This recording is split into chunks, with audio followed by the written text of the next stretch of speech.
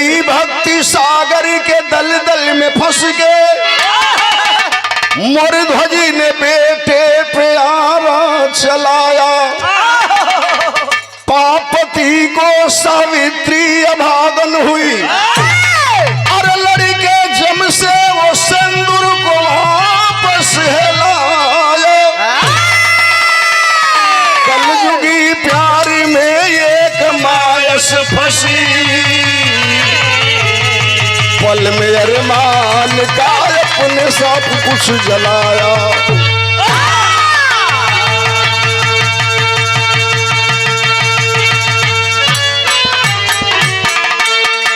औलाद का गम फौलाद को भी पानी बना देता है। लिखा है कभी बाबर का बेटा हुमायूं एक बार बीमार पड़ा। हुमायूं को लगा कि हमारा बेटा मर जाएगा। बेटे के पैर के पास खड़ा हुआ और कहा कि हे अल्लाह ताला, हे मालिक, हमारे बेटे के प्राण को बख्श दे, इसके एवज में हमारे प्राण को ले लो। मालिक ने उसके फरियाद को सुना, उसके बेटे को जिंदा कर दिया, मरते हुए बेटे को। लेकिन बाहर आज का समाज, आज के लोग क्या है, इस धरती पर ऐसे ऐसे लोग हुए, आज अब कैसे कैसे लोग हो रहे हैं। बिरहा में वो कौवाली बकौन लाल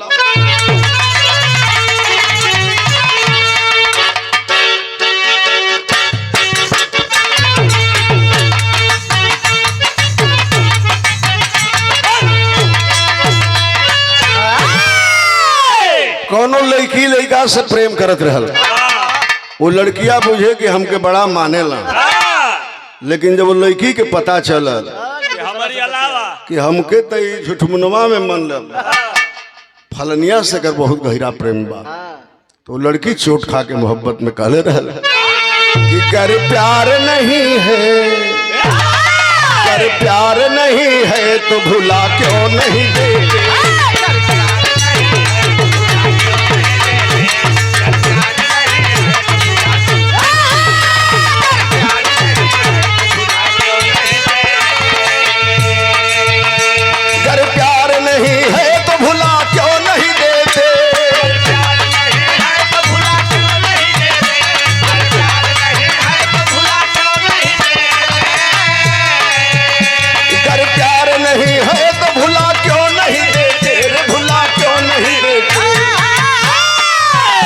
खत किस लिए रखे हो, खत किस लिए रखे हो, जला क्यों नहीं देते। खत किस लिए रखे हो, जला क्यों नहीं देते।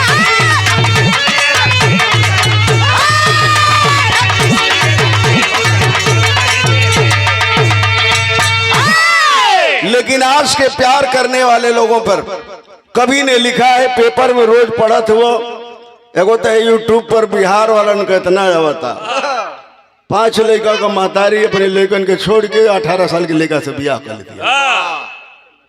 बाहर जमाना क्या हो गया है। लिखा है कवि ने, हे मालिक, अगर ऐसे प्यार करने वाले हों तो एक काम कीजिए कि इस प्यार की दुनिया को जला क्यों नहीं देते।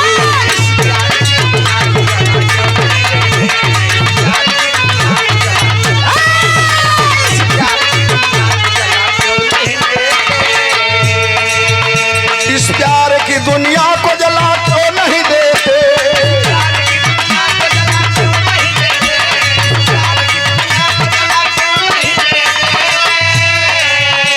इस प्यार की दुनिया को जला क्यों नहीं देते, जला क्यों नहीं देते। और मासूम जिंदगी को बचा क्यों नहीं लेते।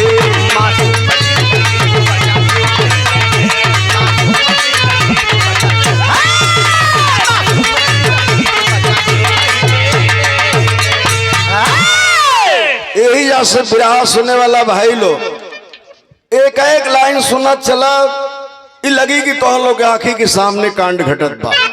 कैसे बाबू संगत से चला।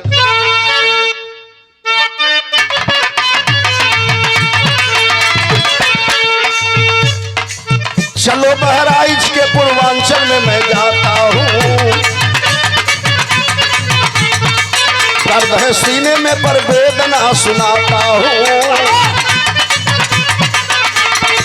यादव दीना जी के दूठ ललनवा भैले, बेटा रमेश और सुरेश सुगनवा भैले विधि विधान के सनी संजोगा भैले बीए पास हो रमेश दरोगा भैले ट्रेनिंग पीरियड में बढ़ली दोस्तीदारी हो कहे रमेश कहे संतोष हमसे कल रिश्तेदारी बात समझ लो बहराइच के रहे वाला दीनानाथ यादव के मालिक दुई बेटवा दिले हवन बड़का लड़का का नाम रमेश यादव छोटका लड़का का नाम सुरेश यादव पिताजी के नाम दीनानाथ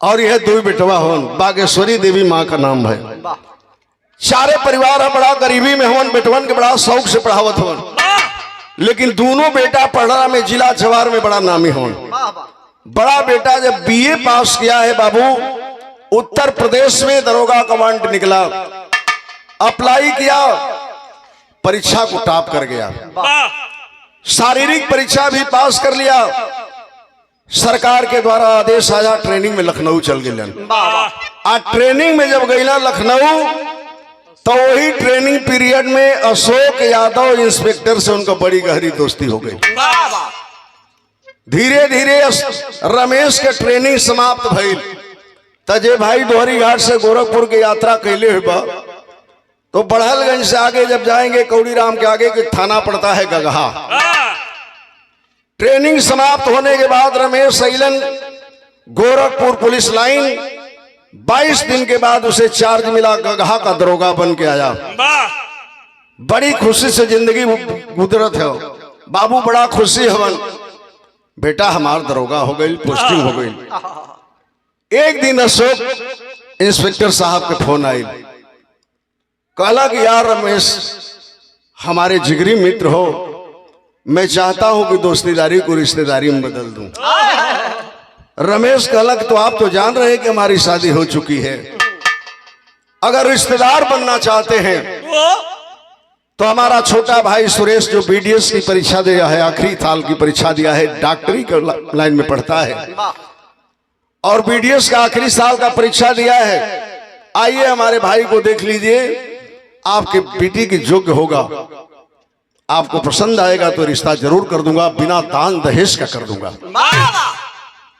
अहिला अशोक यादव इंस्पेक्टर अंबेडकर नगर से गईला बहराइच लड़का पसंद पड़ गई लड़का डॉक्टरी लाइन में है दिन बारी सब रखा गई 12 मई के पिछली साल रखाइल दिन रुक के चलिए जहिया वो दिन आई जहिया बारात जाए के बाबू दीनानाथ चौधरी अपने लड़का के बारात साज के छोटका बेटा के शहरा बांध के चलन है तो बिरहा में एक गीत बाय के माता बहन गावेली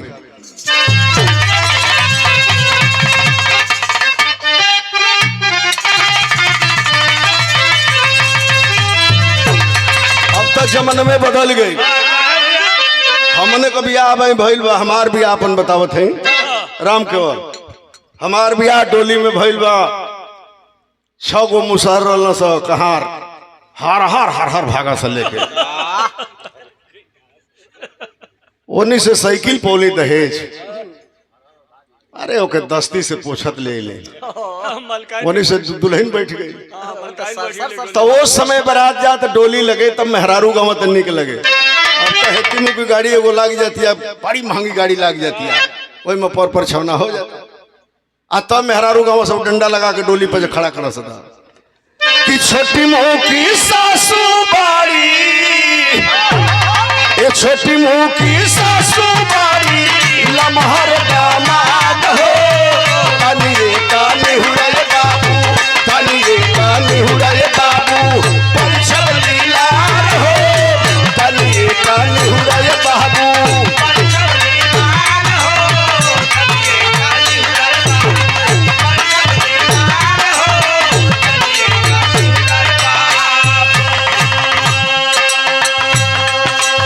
अशोक यादव भी बड़ा नामी इंस्पेक्टर बारात बहुत सज धज के गई अलिए शोक द्वारे, अलिए शोक द्वारे सज के बारात हो। पूरा परदेसावा के, पूरा परदेसावा के छूटल जमात हो। पूरा परदेसावा के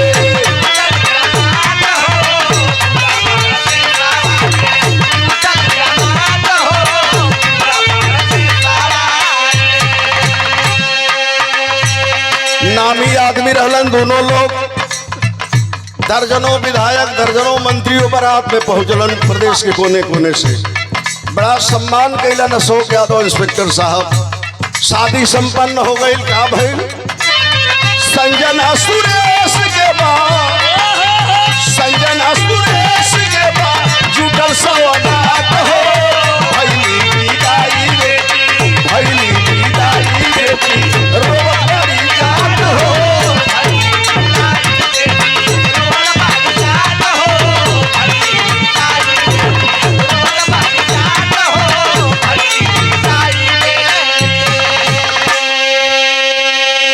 हमरे इस कार्यक्रम के आयोजक हमरे भाई, छोटे भाई, जो बिरहा के बहुत शानदार दीवाने हैं, तो बिरहा सुने वाला भाई लोग 2 ट्रक दहेज का सामान लाद के अपनी बेटी के लाखों में जो एक खूबसूरत बेटी थी संजना को विदा कर दिए सवेरे भोर में। लड़की रोवत धोत अपने ससुराल में चली आई।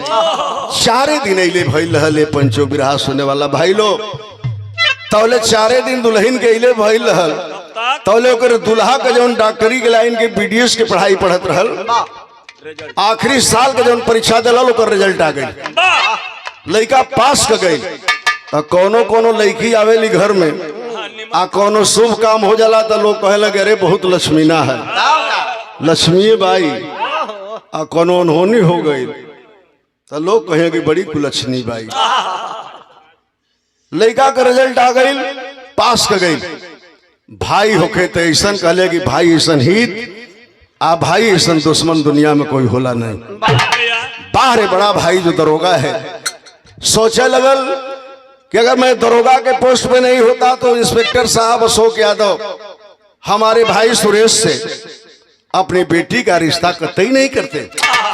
तो हमारे भाई जब डॉक्टरी का कोर्स पूरा कर लिया तो काहे ना भाई खातिर कुछ कर दे। हाँ भैया लगल कौन की बाबा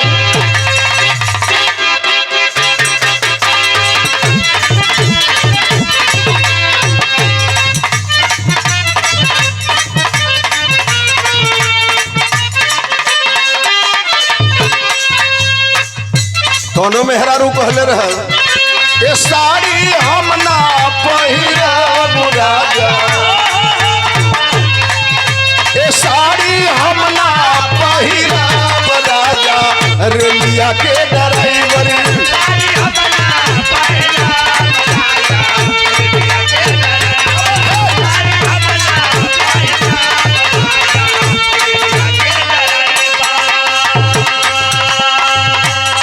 तनिहाई देखा दुल्हन घर में आई। कवि जी लिखा था कि घर में आईली संजना जबकि, घर में आईली संजना जबकि बन के बहुरिया।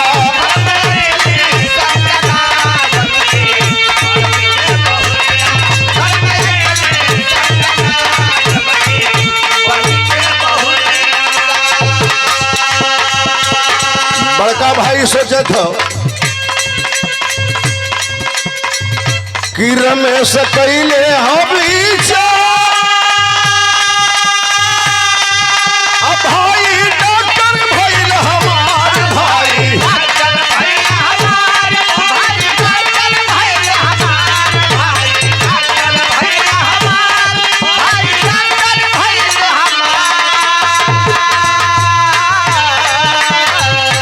तब सजवले सपना रोही, तब सजवले सपना रोही गोरखपुर शहरिया।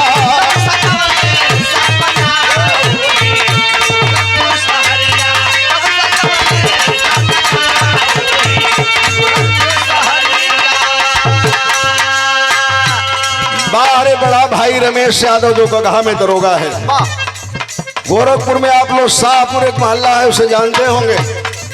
वही शाहपुर मोहल्ले में 40 लाख रुपए में जमीन खरीदा और 6 महीने के अंदर आलियासान हॉस्पिटल बनवा के दांत का हॉस्पिटल खड़ा कर दिया।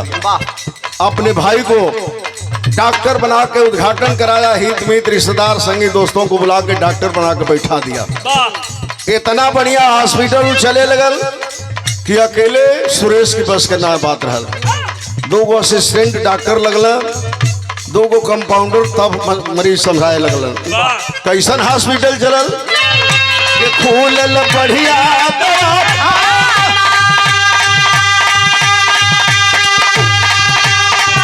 तो चटकल सुरेश के जमाना, चटकल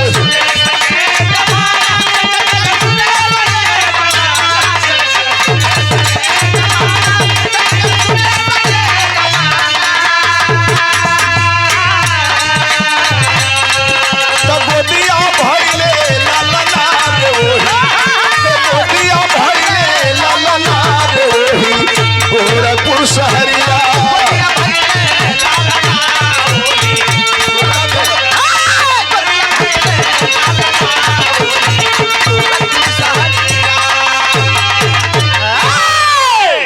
ए बाबू बढ़िया से हॉस्पिटल चले लगल। बहुत सुरेश के पास पैसा आवे लगल। एक बरिस बीतल, मालिक की निगाह घूमी और सुरेश डॉक्टर के पत्नी संजना के गोद में सुंदर बेटा को जन्म दिया। जौना लड़का के बड़ा दुलार प्यार से हितनाथ सब जाके ओकर नामकरण कैलन, नाव रखला वो लड़का का देवा। डॉक्टर साहब सोचे लगल कि जब हमारे मेहरारू के पास इतना रुपया पैसा हमरे पास है, भैया के पास है, तो काहे के हमारे मेहरारू कपड़ा धोई, काहे के भोजन बनाई, कैसे लड़का खिलाई। डॉक्टर साहब 6000 रुपया महीना पे एगो नौकरानी नियुक्त कर दिया। जो नौकरानी सवेरे जा बर्तन धोवे, भोजन बनावे, चल जाओ, साँझ के जा बर्तन धोवे, भोजन बना के उनके चल जा अपने घरे। धीरे धीरे बाबू लड़का 5 साल के भइल, कॉन्वेंट विद्यालय में पढ़े लगल। लड़का बस से आवे जाए लगल। डॉक्टर साहब रोज सवेरे 8 बजे नाश्ता लेके अपन टिफिन लेके भाग जा हॉस्पिटल। संजना के जिनमें कोनो काम नहीं बा, ना भैया, खाली नहाइल खाइल आ शौक श्रृंगार कह के रिमोट लेके टीवी चलावल काम रहल ओई बेड पर। आ टीवी से मन भर जा, तबे रिश्तेदारी, वो रिश्तेदारी, ये सहेली के वो सहेली के बतियावे। एक दिन संजना कहीं अपने सहेली को फोन मिला रही थी, एगो अंक गलत लगल, जना कर वो कहे लगी रॉन्ग नंबर। एक अंक गलत लगा, वो घंटी जगह करके बजी लखनऊ में। और जिस लड़के के मोबाइल पर घंटी बजी, कहा कि हेलो कौन बोल रही है। समझ गई संजना के रॉन्ग नंबर है, मोबाइल काट दिलस। आ वो लड़की का जब आवाज सुन लेलस, नंबर पा गई तो रात भर में कई 1000 मिस कॉल दिलस। रोज 100-200 मिस कॉल मारे। कबो त लाइन पर। तीसरा दिन अब संजना सोचे लगल कि रह तनी बतियाई, देखी दी का बतियावल चाहता। पैसा तक माटी जरा तका भैया हो बतियावे लगल, इहो बतियावे लगल, उहो बतियावे लगल। वो इतना मीठ बतियावे लगल कि अब इनके ऊपर बोली बड़ा निक लगल। कलश कि अरे जान क्या करते हैं आप। कहा कि अभी तो मात्र 6 महीना में हुआ प्राइमरी का मास्टर बना हो, तो शादी आपकी है। कलश की नहीं, मेरी शादी नहीं है। अब धीरे धीरे इनका घंटन घंटन बात होके लगल, वीडियो कॉलिंग बात होके लगल। बात होते होते दोनों की गाड़ी प्रेम के पटरी पर दौड़ गई। आज जब प्रेम के पटरी पे दौड़ल तो का भइल, बिरहा में गीत ठीक गीत लगल।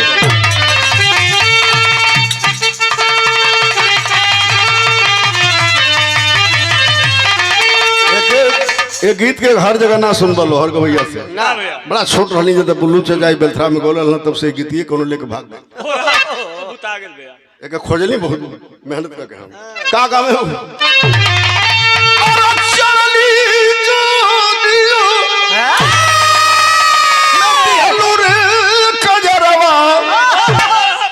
कजरवा गोरिया जी मार डाले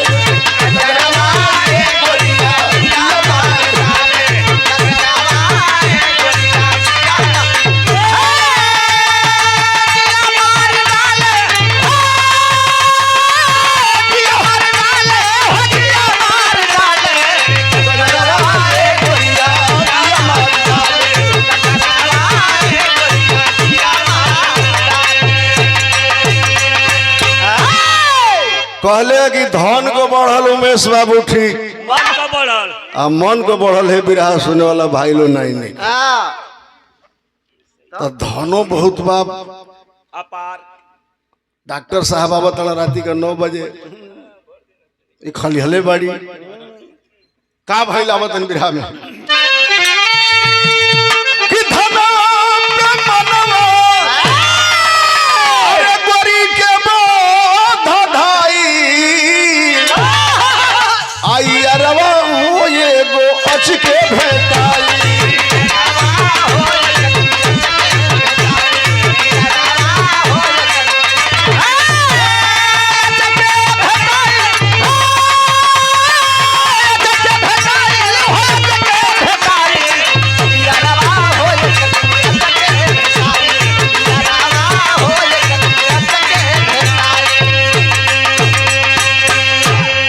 किया भैया मास्टर से बढ़ली प्रीतिया दिनवा कटे गोरी के कटे नहीं रतिया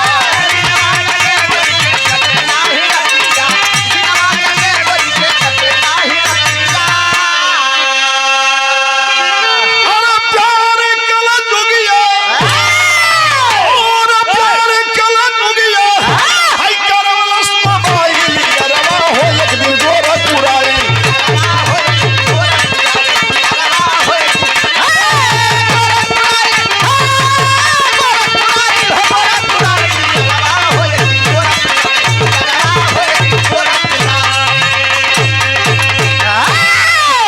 कहलस कि राजा हमसे मिले ना आईब तो तोहरे प्यार में हम जहर खा के मर जाएंगे कहा लखनऊ का रहने वाला भाई यादव मास्टर कहा कि ऐसा मत करो हो प्यारी तोहरा से ऐसा दिल लगल बा कि हम 3 दिन का छुट्टी लेके आवत हैं छुट्टी लिया बाबू ट्रेन पकड़ के आई गोरखपुर आकर उतर गई यही कृषक ट्रेन से उतरल गोरखपुर में 5 बजे भोर में 5:30 बजे उतर गए फोन करा था कि अरे हम आ गए हैं कलश की चुपचाप वहीं पड़े रहो डॉक्टर को चले जा रहे डॉक्टर साहब जब 8 बजे चले गए तो टेम्पू लेकर रिजर्व भी गई जाके अपने प्रेमी को रिसीव करके लाती है लेके गई 3 मंजिला पर अपने बेड पर बैठाई आमने सामने जब दोनों बैठलन हो बाबू ओकरा खूबसूरती के वो निहारे लगल ओकरा खूबसूरती के वो निहारे लगल कलश तनी कुछ नाश्ता में चाय पिएबो ठंडा पिएबो कलश कह रहे हम तोहरा के पियब ठंडा नहीं अब तनको बर्दाश्त नहीं करत हो बिहार में यूं गीत लगल जो ना कि हमरे उत्तर प्रदेश के मुख्यमंत्री जी जब उत्तराखंड से ही और गोरखनाथ के मंदिर पर उस समय गावे गीत के कैसे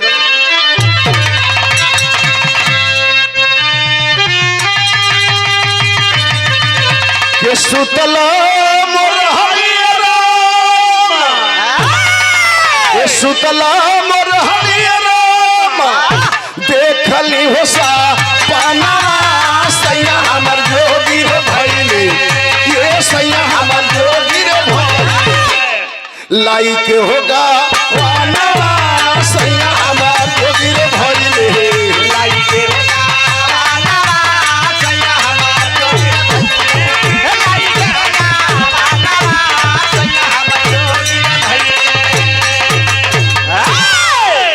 तो बिरहा की बात रहे लेकिन तनी गाना के अंदर आवा दोनों का करे लगलन कि मनवा के मीतैले अरे मनवा के मीतैले गोरी के हो भावाना सेनुरा के लगियो न रखले अरे सेनुरा के लगियो न रखले बोरली होई मनवा सेनुरा के लगियो न रखले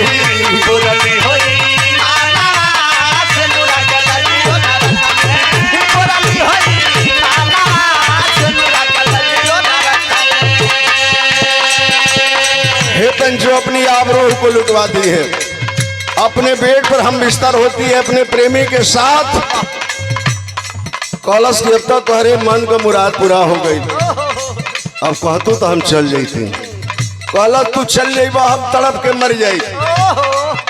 तिजोरी खोल के 40,000 रुपया उसे देती है। कॉलस के पैसा लग आजा कोनो होटल बुक करा लो। वही होटल में रही है, रात के होटल में रही है। जब 8 बजे के बाद हमारी क्वार्टर पर चली है, लड़कों चल जाई स्कूल में, डॉक्टरों साहब चल जाला।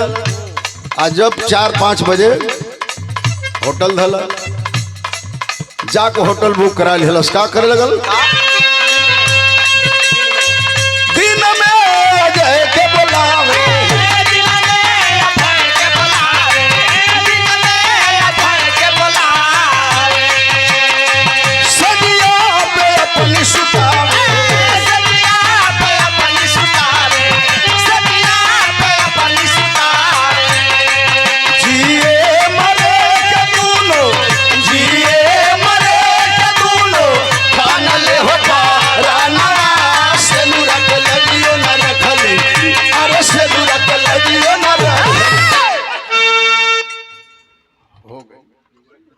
अब 3 दिन ही कार्यक्रम कैलस। कॉलस के ना अवरी रह जा, 8 दिन रह गई। कॉलस अब हाथ गुड़ जोड़ के भागल। कॉलस के हमार नौकरी चल जाए भैया, सरकारी नौकरी करीला, मास्टर रहे, नौकरी का सवाल बा हमें जायदा। हाथ गुड़ जोड़ के भाग गई। तो कहले कि प्यार में जब विछड़न होती है रमेश बाबू, बहुत तड़प बढ़ जा रहा, तो बहुत तड़फन भी होती है। बहुत मास्टर वैसे गुजरल बन चल गई अभी जैसे जल में से मछली निकाल दो, वो हालत देकर हो गई संजना के। कहला से एक दिन फोन पर कि आप नहीं आएंगे, अब जीना चाहती हूँ तो आपके साथ, मरना चाहती हूँ तो आपके साथ। का कैलन है योजना बनाई है लिहल,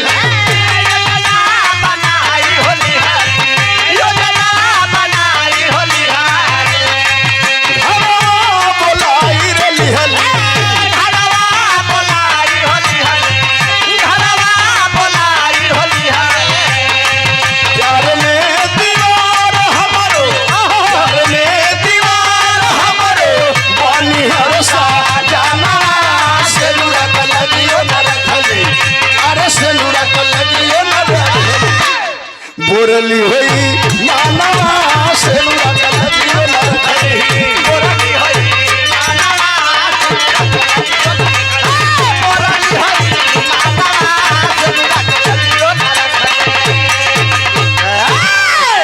भैया हो बुला लेलस। योजना बना के आया, बस से चलाया, 12 बजे दिन में उतरा। उसको बताना नहीं था कि क्वार्टर कहाँ है। सीधे धड़धड़ोले फोन करके चल गई। 3 मंजिले पर ले जाकर के उसे नाश्ता कराती है, भोजन कराती है, सुला देती है। धीरे धीरे बाबू जब साँझ के 4 बजे लगल, अब सोचल संजना के हमार 5 साल का देवा बेटा बस से उतर के आई, वही गेट पर खड़ा हो गई। आज जो ही बस से उतर के लेके आई हो बाबू मुन्ना, गोद में उठा के लेके गई, कपड़ा वस्त्र स्कूली उतार देलस, दूसरा ड्रेस पहनाती है, लड़के को भोजन कराई और कहलस कि मुन्ना नीचे वाली कोठरी में बैठ के पढ़ो, हमारे सर में बहुत काफी दर्द है, अगर ऊपर सीढ़ियों से आ जाओगे तो बड़ी मार मारूंगी। उसी कोठरी में बंद करके बाहर से बंद कर दी। वह मुन्ना कापी किताब खोल के पढ़ने लगा उसी में। देखिए विधि का विधान। तौले 1 घंटा के बाद सुरेश यादव डॉक्टर साहब फोन कैला अपने पत्नी पे, कहला कि संजना नौकरानी आएगी तो उससे बता देना कि हमारे लिए भोजन नहीं बनाएगी, इसलिए कि हमारे एक डॉक्टर मित्र हैं, उनके लड़के का बर्थडे है, उसमें हमें निमंत्रण है, हम भोजन करने के बाद आवास पे आएंगे। कलश हमारे सर में इतना काफी दर्द है कि बोलना भी नहीं चाहती हूँ आपसे। एक काम कीजिए, जब हॉस्पिटल को बंद कीजिए तो सीधे क्वार्टर पे आइए, देवा बेटा को भी ले लीजिए और खाना खाने के बाद आके नीचे सो जाइएगा, हमें सोने दीजिए। डॉक्टर साहब कहलन कि अगर इतना बड़ा दर्द है तो कहो मैं अभी आता हूँ, किसी डॉक्टर को दिखाता हूँ, न्यूरो के किसी डॉक्टर को ले चलूँ दिखाऊं। कहलस कि नहीं, हमारे पिताजी ने इलाज कराया था, बहुत इलाज हुआ हमारा, बनारस में विवेक शर्मा से मेरा इलाज चला है। और उन्होंने बताया कि जब ये दर्द उभरेगी तो इससे लगातार 12 घंटा सोएगी, अगर कोई नहीं जगाएगा तो अपने आप वो दर्द समाप्त हो जाएगी। हमें डॉक्टर की हिम्मत ले जा, तू आवा लड़का के लेके जा। हॉस्पिटल बंद कैलन हो बाबू डॉक्टर साहब, फोन कैला कि मैं आ रहा हूं मारुति लेके। 5 साल की देवा बेटा के नीचे वाली कोठरी से निकाल के ले जाकर नहलाती है, धुलाती है, आंख में काजल करती है, स्नो क्रीम पाउडर लगाती है, बढ़िया ड्रेस पहनाती है और कहरते हुए लेके दरवाजे पर खड़ी है। जो ही मारुति लेके सुरेश डॉक्टर आते हैं, गई और बगल वाली सीट पर मुन्ना को बैठा दिया। कलश में जा रहे हैं ऊपर छत पर सोने के लिए, हमें जगाइएगा मत, मुन्ना को लेके आइएगा, नीचे सो जाइएगा। डॉक्टर साहब कहलन कि ठीक है, अगर डॉक्टर ने कहा है सोने से ही तेरी दर्द खत्म हो जाए तो जाओ, कोई नहीं जगाएगा। डॉक्टर साहब मुन्ना को लेके चले गए। 10 बजे रात कैलन अपने 5 साल के बेटवा के लेके नीचे वाली कोठरी में डॉक्टर साहब गैलन बेड पे। वही गड़िए में लइकवा धीरे धीरे सूते लगल, कोई बेड पे सुता देलन, डॉक्टर साहब भी सुत गए। कल कि अगर जगाएंगे तो बहुत बोलेगी, जाने दीजिए, सोने दीजिए। धीरे धीरे बिरहा सुने वाला भाई लोग, घड़ी के 12 बजल अपने प्रेमी अभय मास्टर को लेकर सीढ़ियों से उस दरवाजे पर खड़ी हुई जिस कोठरी के अंदर उसके मांग का दहकता हुआ सिंदूर और उसके आंचल का दूध दोनों सो रहे थे। कहलस के अभय मास्टर, जिस काम के लिए आए हो उस काम में देरी मत करो। अभय मास्टर जब दरवाजे को दबाया है तो दरवाजा अंदर से बंद था। कहा अभय मास्टर संजना से कि अब क्या करेंगे, दरवाजा तो अंदर से बंद है। कलश घबरा मत, ये देहात का दरवाजा ना है, शहर का दरवाजा है। जाती है ऊपर से 2 पेचकस लाती है, और दोनों मिल करके बाबू अंग्रेजी दरवाजे के दोनों सब पेचकस से स्क्रू को सब खोल के और धीरे से दरवाजे को हटा दिए। और जब प्रवेश करने चलते हैं तो उस समय बिरहा के शैली में कवि जी लिखत हुआ, रामनाथ भैया बैठल हुआ, हमरे भीमपुरा नंबर 2 से हमरे प्रधान जी बैठल हुआ। एगो ऊंच जमाना रहल बिरहा के। कौन भैया? उमेश बाबू। ऊंच जमाना रहल कि बिरहा जब होके तो 50,000 के भीड़ होके। है टीवी VCR उसियार के जमाना, मोबाइल के नहीं रहल।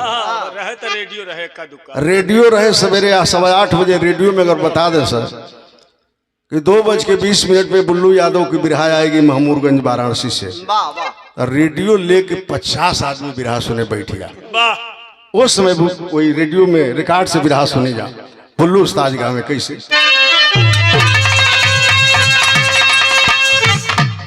तो कहे कि अरे मोर राम सारी वो नैनों में पृथ्वीराज बस गई, क्षत्रिय वंश विभूषण दिल्ली की नैनों में पृथ्वीराज बस गए।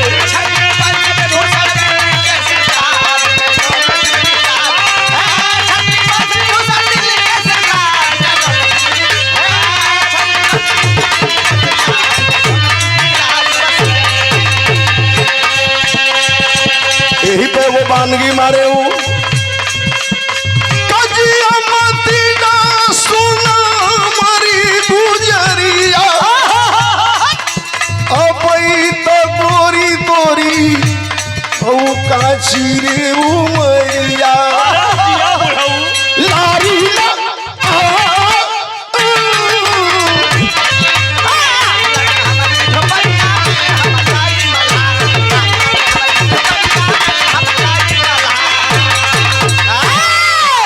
सोच रही है जब दरवाजा हटल तो संजना क्या सोच रही है बिरहा की शैली में, यह सोचती बाकी मोरे राम ऐसे नूरवा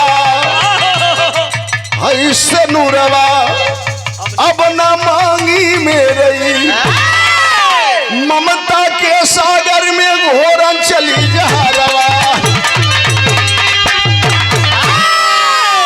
ममता के सागर में घोरन चली जहरवा, सेनुरवा अब ना मांगी मेरे। दोनों जब प्रवेश करते हैं कोठरी के अंदर बाबू, उस कोठरी में बल्ब जल रहा था। गहरी निद्रा में बाप बेटा दोनों सोए हैं। विदेशिया में कवि जी लिखलन का भैल कि संजना भयो दोनों ए बाबू प्यार सीमा पारी कैले आया धीरतिया के अइले वही डॉक्टर के कोठरी काहो विधाता तोह के कुछ ना सुझाता आजू बाप बेटा सुतल रहले हे पंचो गहरी नींदरी। गहरी निद्रा में सोए हैं। पैर की तरफ संजना खड़ी हो गई, सर की तरफ खड़ा हुआ भाई मास्टर इशारा करती है कि अब देर मत कीजिए जिस काम के लिए आए हैं। क्या करता है बाबू कि अब अत्याचारिया लियल हाथ मारी दियल फाटी गईली वही सुरेश के खोपड़ी। सोए हुए डॉक्टर के सर पे मारता है भाई मास्टर, फट गई खोपड़ी। आह की आवाज जोर से हुई, बेड से नीचे गिर गए डॉक्टर साहब। तब तक दूसरा प्रहार करता है बाबू। आह की जोर से वेदना आने लगी, तड़पने लगे फर्श पे डॉक्टर साहब, खून की धार बहने लगी। जोर से जब आह की आवाज आई तो किसके कान में चली गई? किसके भैया? कि आह के बेदनवा से ए पंचो जागल सुगनावा हो। अरे मम्मी मम्मी कही के करे लागल बाबो हरिया।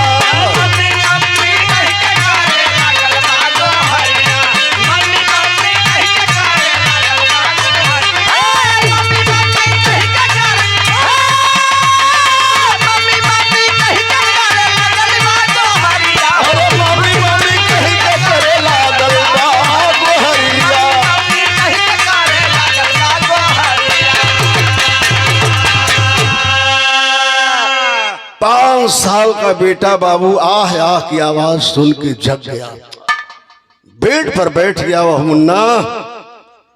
और जब देखता है तड़पते अपने पिताजी को, अपने पापा को बाबू, बेड से वह 5 वर्ष का मुन्ना कूद गया। देखता है एक अजनबी आदमी खड़ा है कोठरी में, जिसके हाथ में हथौड़ी है। हमारी मम्मी चुपचाप खड़ी है और डॉक्टर साहब के मुंह से यही आवाज आ रही थी, पानी पिला दो, पानी पिला दो, पानी पिला दो। दौड़ के मुन्ना पकड़ लिया बाबू, अपनी मम्मी को कहा कि मम्मी पुलिस को फोन करके पुलिस को बुलाओ, मम्मी पकड़वा दे इस हत्यारे को। मम्मी पापा को जल्दी किसी हॉस्पिटल में ले चलो, मम्मी पापा मर जाएंगे, मम्मी पापा मर जाएंगे। नहीं सुनती है, चुपचाप खड़ी है, रो रो के मुन्ना कह रहा है। पानी मांगते मांगते डॉक्टर साहब अंतिम सांस ले लिए, शांत हो गए।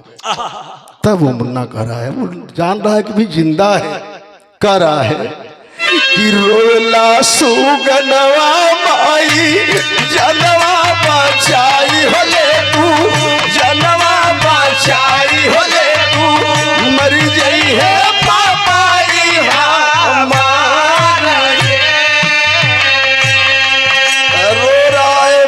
पापा को बचा ले मम्मी, पापा को बचा लो मम्मी। पुलिस को फोन करके इस हत्यारे को पकड़वा दे रे मम्मी, पापा को बचा ले। नहीं बोलती, चुपचाप खड़ी है। और जब डॉक्टर साहब शांत हो गए तब क्या कहती है बाहर माँ, क्या कहती है अपने प्रेमी से? सुने बिरहा सुने वाला भाई लोग, क्या कहती है? तवले नागिनिया देखबा बोलल बचनिया रे, बोलल बचनिया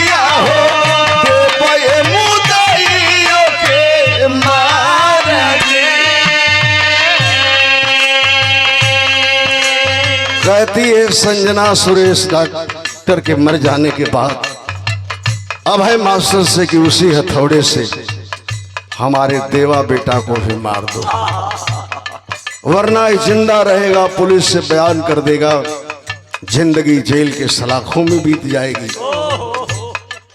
जब सुनता है वो मुन्ना बाबू, उसकी माँ जोर जोर से कहती है कि उसी हथौड़े से मार दो मेरे बेटे को, जो अपने माँ को गोद से पकड़ के लिपटा है।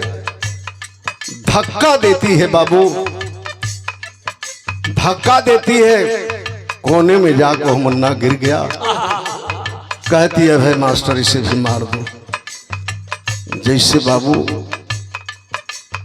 बकरा के कसाई काट दिला हो भी रहा सुनने वाला भाई लोग, और गनगन गनगन कांपे लगेलन। वैसे ही गनगन गनगन वो काल कोठरी में हो मुन्ना कांप रहा है। तीसरी बार जब आवाज देती है कि मार दो मेरे बेटे को, प्राण किसको प्यारा नहीं है, दौड़ के वो मुन्ना अभय मास्टर का पैर पकड़ लिया, कहा चाचा हमें मत मारिए, मत मारिए चाचा, हम किसी से नहीं बताएंगे चाचा कि आप हमारे पापा की हत्या किए, चाचा हमें मत मारिए, चाचा हमें मत मारिए। पैर पकड़ के जब बिलखने लगा वो अभय मास्टर का, छल छला गया आंसू उस हत्यारे अभय मास्टर का, फेंक दिया हाथ में जो हथौड़ा था। कहा कि संजना ये महापाप हमसे नहीं होगा, चाहे तुमसे मेरा प्रेम संबंध चलेगा चाहे नहीं चलेगा, ये पाप नहीं करूंगा, इस बच्चे की हत्या हमसे नहीं हो पाएगी। समझ गया मुन्ना, जब ये हत्यारा हमें नहीं मारेगा। हथौड़ी जब फेंक दिया बाबू, दौड़ के गई, और संजना जब उस हथौड़ी को उठाती है, पैर पकड़ लिया और मुन्ना रोने लगा कि माँ ये हथौड़ा क्यों उठा रही है, माँ ये हथौड़ा तू क्यों उठा रही है, क्यों हथौड़ा उठा रही है मम्मी, हथौड़ा तू क्यों उठा रही है।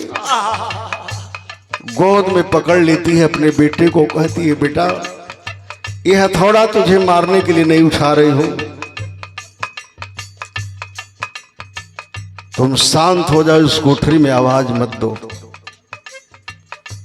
और हथौड़ा उठाकर फिर कहती है कि इसे मार दो। तब अपने माँ के पैरों पे गिर के वो बालक क्या कहता है बाबू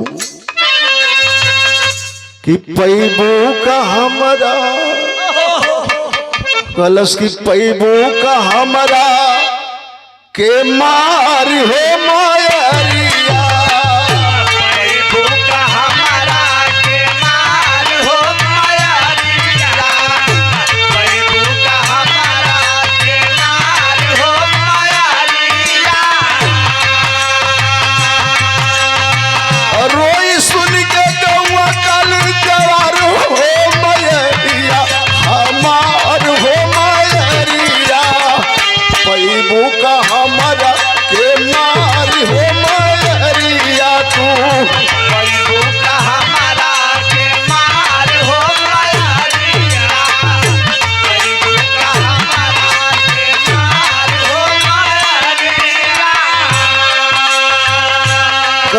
माँ एक औलाद को पाने के लिए तो एक माँ दर दर का ठोकर खाती है, देवी देवताओं के दर पे जाकर हजारों मन्नतें मांगती है। माँ क्यों मारना चाहती है माँ,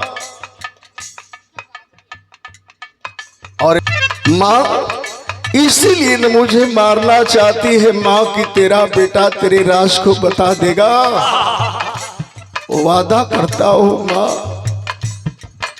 भगवान भी आके स्वयं हमसे पूछेंगे, तेरा मुन्ना नहीं बताएगा माँ की पापा की हत्या तू कराई है, मुझे छोड़ दे माँ। दूसरी लाइन में मुन्ना कहता है कौन तप कैली तुम्हारी गोदिया में,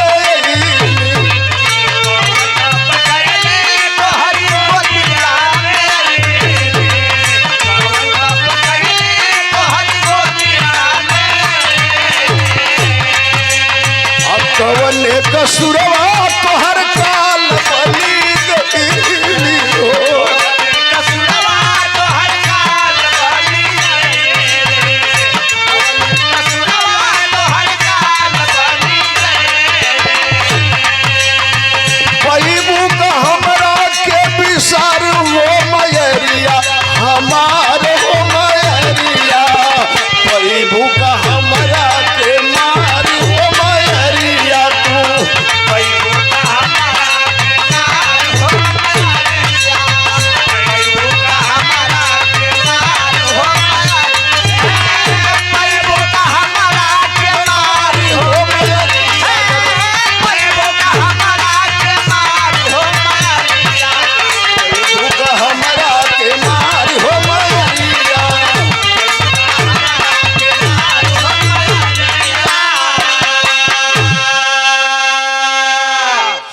हथौड़ा पकड़ लिया वह मुन्ना, माँ फेंक दे इस हथौड़े को, माँ फेंक दे। कहती है बेटा इस हथौड़े से तुझे मारूंगी नहीं, लेकिन वादा करो मेरे लाल कि इस बात को किसी से बताओगे तो नहीं। कहा कि माँ इंसान तो इंसान है माँ, तेरी सौगंध है, तेरा कसम खा रहा है तेरा बेटा कि भगवान से भी इस राज को तेरा बेटा नहीं बताएगा माँ, नहीं बताएगा। बेटा मारूंगी नहीं, लेकिन शांत हो जाओ, सुनो हमारी बात, इस कोठरी से बाहर निकलो, चलो 3 मंजिला वाली कोठरी पर ऊपर तुम्हें सुला देती हूँ, लेकिन इस राज को किसी से बताना मत। कहा कि नहीं बताऊंगा। उस कोने वाली कोठरी से बाबू आगे आगे वो 5 साल का देवा बेटा छोटे छोटे कदमों से जब चला है, उसके पिताजी के बहे हुए लहू फर्श पे पड़े थे, छोटे छोटे पांव में जब उसके वो लहू लगा है बाबू, तो लग रहा था कि मेहंदी से महावर से उसका पांव रंगा गया है। बाप के लाश के पास आया और मुन्ना गिर गया अपने पिता की लाश पे, पकड़ लिया गर्दन को, कहा पापा छोड़ के चल गई ला हो पापा, अपने सिवा देवा बेटा से एक बार बोल दो हो पापा, एक बार बोल दो। बाह पकड़ लेती है संजना, कहीं खड़े हो जाओ, चुपचाप बाहर चलो। चल दिया पिता की लाश को छोड़ के, एक पैर उसका कोठरी से निकलने वाला है, एक पैर अंदर है, पीछे संजना है, उसके पीछे अभय मास्टर है। आल्हा में कवि लिखत हूं क्या हुआ उस मुन्ना के साथ।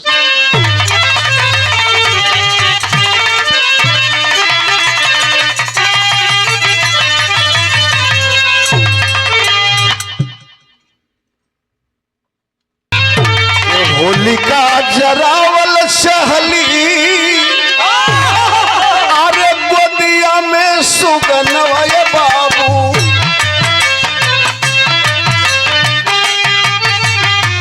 सुनला गोसैया वही लाल के पुकार, कल जुग में रोवत बाटे माई से बेटुआ आजू, कैला ही अलवा का बजर होता रहता। वह मुन्ना निकलने वाला है कोठरी से, चुपचाप चल रहा है, आंख से आंसू बरस रहे हैं। संजना नगिनिया लहले हाथ हाथ उड़िया पंचो,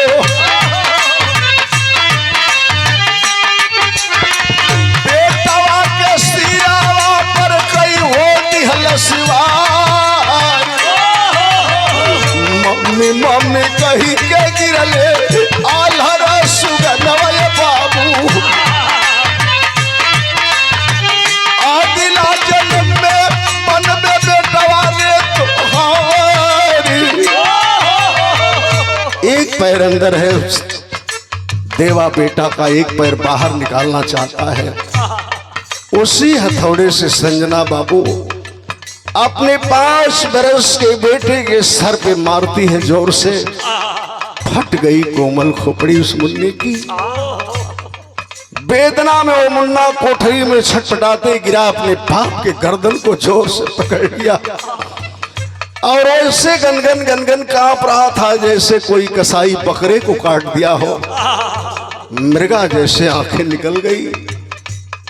दूसरा हथौड़ा जब मारने जाती है बाबू, कहा मुन्ना कि जा माँ, मालिक से ही प्रार्थना करूंगा कि अगले जन्म में तेरा बेटा बन के जन्म लूं। दूसरा हथौड़ा मारती है बिरहा सुनने वाला भाई लोग, फट गया लिलार उसका मुन्ने का। दूसरा हथौड़ा मारती है बाबू, फट गया ललाट उस बच्चे का। कहा कि पानी पिला दो माँ, पानी पिला दो। तड़पते तड़पते पानी मांगते अपने बाप के गर्दन को जोर से पकड़े हुए गन गन गन गन कांपते कांपते कुछ देर के बाद शांत हो गया। बाप बेटे की लाश पड़ी है। अपने प्रेमियों को लेके गई अपने रूम में, 2-3 घंटा और बिताए। कहा अभय मास्टर कि अब हम चलेंगे यहाँ से। कलश हमारी चिंता छोड़ दो, तुम जाओ, लाश को ठिकाना लगाना हमारा काम है। भोर हुआ, क्या हुआ? और भाई अत्याचारिया भगले होते भोर हरिया बाबू, बसवा के जाके करे लगलन इंतजार। कहला सी बस पकड़ ली, नहीं रहा बे ना जाए। चल गए जो होटलवा बुक कर लो, बुक करा के ठहर गई। कहला कि 2 4 10 20 5 घंटा रही, देखी तो एक केस को पर्दाफाश तो ना होत बा। ओकर बात छोड़ दो, कब चला था ओकर बात छोड़ा। एनी का भइल होते भोर हरिया जबकि आईली नौकरनिया हो दादा, लसियन के देखी तब कैलसी हो छिघा। रोज के भात सुबह पहुंची वो नौकरानी जो भोजन बनाती थी, बाप बेटे की लाश देखती है, लाश के नीचे खून से लथपथ पूरा फर्श। आह करके चिल्लाई है, भगी है, कोठरी से शोर मचाई है। अगल बगल पड़ोस के लोग इकट्ठा हो गए। गोरखपुर सूचना दी गई पुलिस विभाग को। कप्तान को जब जानकारी हुई, का भैल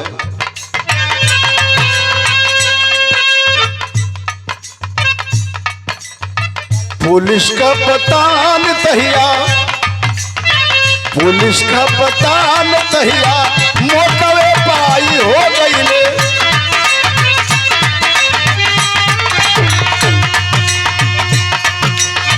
बंद कई कोठरिया सूतल रहली होशियार।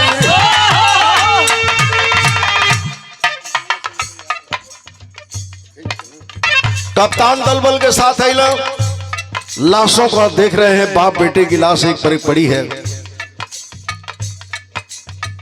नौकरानी के बताए हुए बात पर ऊपर जब 3 मंजिला पर गए तो एक कोठरी अंदर से बंद थी जिसमें संजना सोई थी। कप्तान साहब ने सिपाहियों से कहवाया, सिपाहियों ने आवाज दिया, दरवाजा खोल दो। कई खबरदार से दरवाजा तो खोल दूंगी, लेकिन कोई पुलिस वाला अगर मेरे रूम में आएगा तो उसकी वर्दी उतरवा दूंगी। मैं इंस्पेक्टर की बेटी हूं। सब डराए लगल। कप्तानों सोचे लगल कि जेकर सुहाग उजड़ जा, जेकर बेटा मर जा, हो सकता है वो पागल हो गई हो। दरवाजा खोलती है, डर से केहू नहीं जाता। 2 आदमी गए के भैया जुगुला किशोर राजीव सुकुला सिपहिया सुनिला,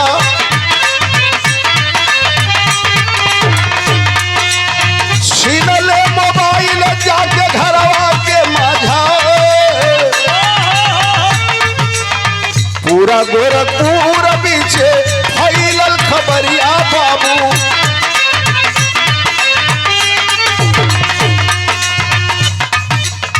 बीरना रमेश के मिलल समाचार। बहुत मजमा जुट गया, हजारों हजारों लोग इकट्ठा हो गए।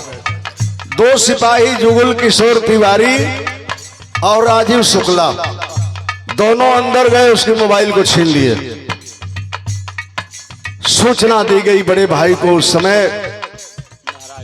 महाराजगंज में सो था। सुना भाई की भतीजे की मौत, हाथ से भाई के मोबाइल छूट गई हो। गिर के धरती पर रोने लगा वो भाई की भाई खातिर का कैली हो मालिक। आज भाई के हॉस्पिटल बनवौला में कर्जदार रही, लेकिन भाई से कही लड़की 1 रुपया कर्जा ना बा। वो भाई मेरा साथ छोड़ दिया। कप्तान साहब ने फिर फोन किया, फोन उठाया। कप्तान साहब ने कहा कि तुम उत्तर प्रदेश पुलिस के जवान हो, तुम्हारे सामने भी ऐसी घटनाएं होती हैं। आज तेरे घर की बात है, हिम्मत से काम लो बेटा। कहा बड़ा भाई कि जब तक परिवार के लोग नहीं आएंगे लाशों को मत उठवाइएगा। रमेश वहां से चल दिया। सूचना गई, पिताजी उनके माताजी गांव के प्रधान 10-20 लोग 2-3 गाड़ी करके और चल दिए बहराइच से। आए गोरखपुर। सभी लोग जब लाशों को देखे पूरे परिवार की हालत खराब हो गई। गश्त पे गश्त खा के गिरने लगे लोग, दांत पे दांत लगने लगा। यानी पुलिस अपन काम करते हो। पुलिस मोबाइल से इतना प्रमाण निकाली कि इस मोबाइल से इस नंबर से 8-8 घंटे बात करती है। योजना भी इसी मोबाइल के इसी नंबर से बनाया गया है। सर्विस लांस में लगल तो पता चलल यह जो व्यक्ति मोबाइल लिया है ये फैजाबाद 20-25 मिनट के बाद रोडवेज पर पहुंचने वाला है। बस से जा रहा था। यहाँ के कप्तान गोरखपुर के वहाँ के कप्तान को अवगत कराए, वो नंबर दिए और वहाँ के कप्तान दलबल के साथ तुरंत सर्विस लांस पे चढ़वा करके आ गए। कहाँ? फैजाबाद रोडवेज पर। और काब है सर्विस लांस पे मोबाइल चढ़ी गई बाबू,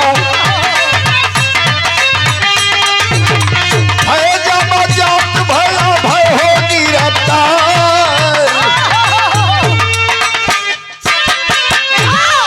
वही पुलिस वाले तैनात थे। जो ही बस आई फैजाबाद, एक सवारियों को बस से निकाल करके पकड़ लिया गया। वहां का कप्तान ले गए पुलिस लाइन में और जब सिपाहियों से कहे कि इसे 3rd डिग्री इस्तेमाल करो, कॉलेज के सरकार उतना हम मार झेल ना पाई, हम सगरी बतिए बता देते नहीं। सारी बात को जब बताया है बाबू, वहां की पुलिस लेके रवाना हुई। यहां से लाश तो उठा के पोस्टमार्टम हाउस चली गई और रमेश यादव दरोगा के माताजी के तहरीर पर मुकदमा भी दर्ज कर लिया गया। भाई ने कहा कि ये लूट के पर्पज से हमारे भाई और भतीजे की हत्या हुई है। माता बागेश्वरी देवी की तहरीर पर हत्या का मुकदमा दर्ज हो गया। लाश पोस्टमार्टम हाउस चल गई तो लोग गोरखपुर में पुलिस लेके फैजाबाद के आ गए। पुलिस लाइन जब पहुंचल, यहाँ के कप्तान ने जब उसे काल कोठरी में ले गया और कहा कि इसे बिजली का करंट लगाओ। कलश की सरकार कुछ मत करी, हम सब बता दें। मीडिया वालों को कप्तान साहब ने बुलाया, रिकॉर्डिंग मशीन लगी और सब पत्रकारों के सामने वो क्या बयान दिया है बाबू, जहां पूरे परिवार के लोग पोस्टमार्टम हाउस पर थे। कप्तान साहब ने रमेश यादव कहा कि अपने माताजी पिताजी को लेके और अपने दुल्हन को तत्काल पुलिस लाइन आइए। जब पूरा परिवार आया है, कप्तान साहब ने पूछा है संजना से कि इसे पहचानती हो? कही कि कैसी बात कर रहे हैं आप, हमारे इस दुख के घड़ी में मेरा बेटा मर गया, हत्यारों ने मेरे बेटे को मार दिया, मेरे पति को मार दिया और अजनबी आदमी को पहचानने की बात करते हैं जिसका साया तक न देखी हूं। कप्तान साहब ने कहा कि तू तो नहीं पहचानती है लेकिन ये तुझे भली भांत पहचानता है। और मीडिया वालों के सामने जब रिकॉर्डिंग मशीन लगी तो क्या बयान दिया वो डॉक्टर मास्टर अब है।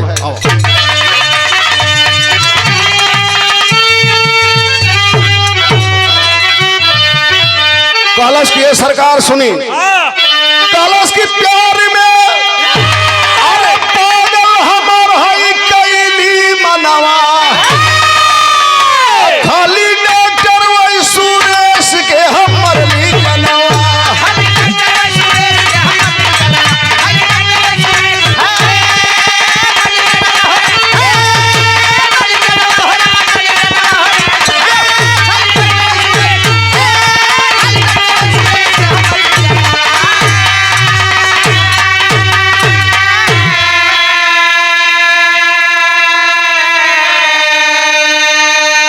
कहा कि ये सरकार संजना के प्यार में अंधा होकर के मैंने केवल डॉक्टर सुरेश की हत्या किया है। कप्तान साहब ने पूछा कि 5 साल के देवा बेटा मासूम की हत्या कैसे हुई? कलश की सरकार हमसे संजना बार बार कही कि मेरे बेटे को भी मार दो। पैर पकड़ के रोने लगा हो साहेब।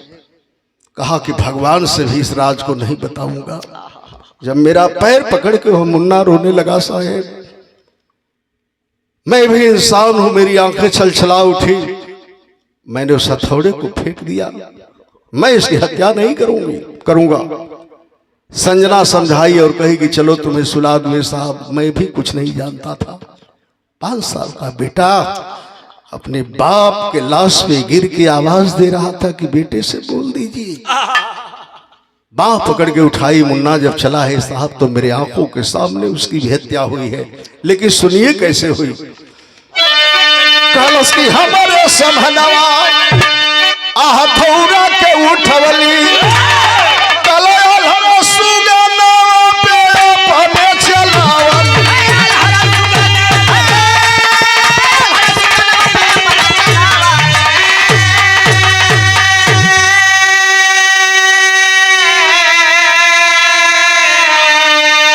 कला बने हाथे अरे बने कुल गहई जरवली दियना अपने हाथे अपने कुल गहई डुबवली शनवा आ खाली डॉक्टर वही सुरेश के हम मरली जनवा।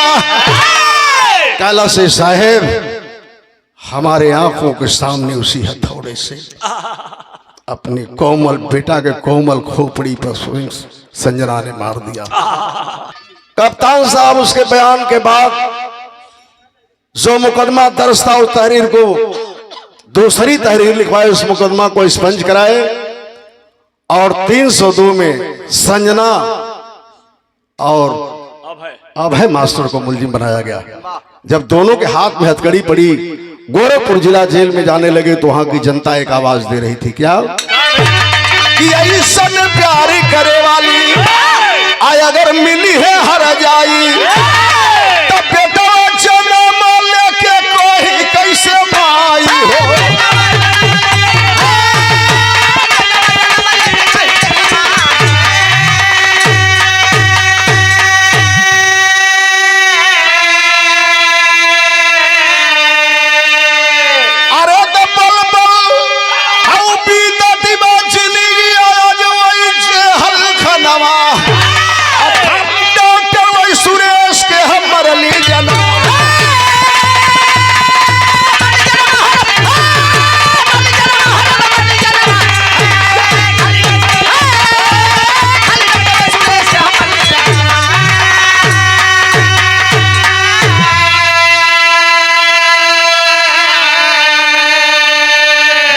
आज के तारीख में गोरखपुर जिला जेल में बंद है। अगर जाएंगे किसी मुजरिम से मुलाकात करने, अगर पूछ देंगे संजना अभय मास्टर को तो पूरा जेल के जितने कैदी हैं सब बता देंगे।